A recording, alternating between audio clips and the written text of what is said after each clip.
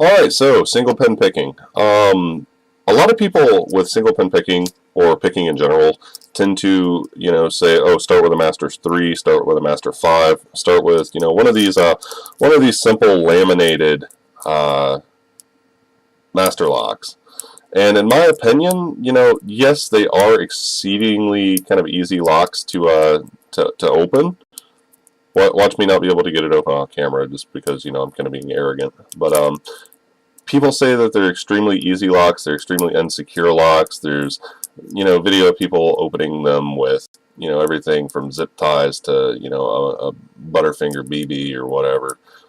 They're so poorly made that, in my opinion, there's not many lessons that it as a lock can teach us, mainly because it doesn't give very good feedback. It feels very mushy. And so for good SPP practice, it's a lock, but it's not something that points out to you what good feedback feels like. And in my opinion, it doesn't have much to teach.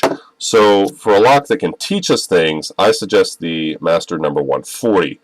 Now then, some people say it has security pins in it and is thus harder. I've never actually felt feedback for security pins in the 140.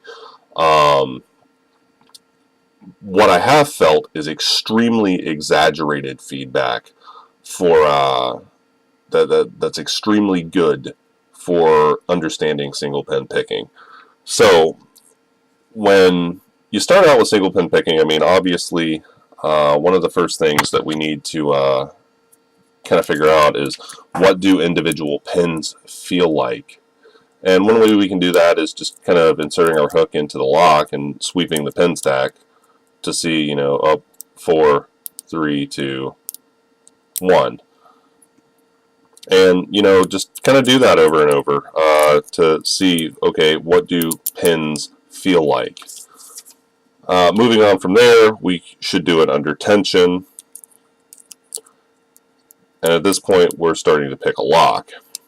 So what we're going to be looking for on the inside of the lock, in terms of feel, is what I've kind of illustrated here. As we sweep back on the pen stack, unbound pens will be fairly easy to lift, almost to the point that just the natural travel of our pick will clear them out of the way.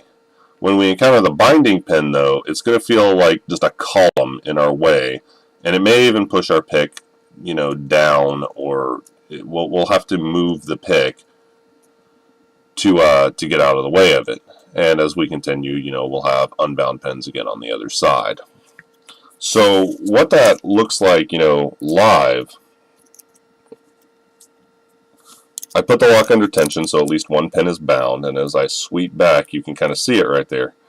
I sweep back 4, there's 3, which is the binding pin, and you can kind of see that microscopic gap that forms between my my pick and my tension tool. So if I lift there, I've just set a pin.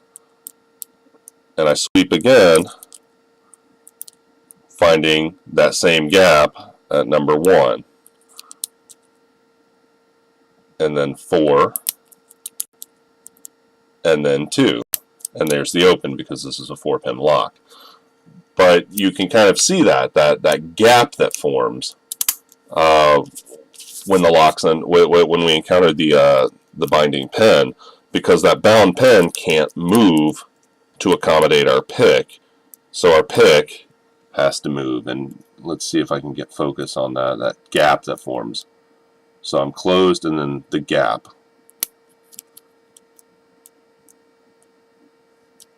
That forms there from the pick moving out of the way.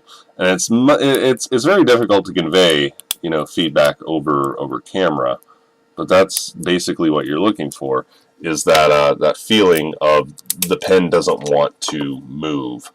And in this lock, this type of lock, the 140, it's very exaggerated to the point that I can visually demonstrate it with that tiny gap forming. And it's very, very, very easy to recognize in the hand. So yeah, definitely try the 140 rather than the 3. The 3, its pen stack's very mushy, so while you can feel the feedback there, it's nowhere near as clear or as sharply defined as in the 140 model. All right, I hope that helps. Bye.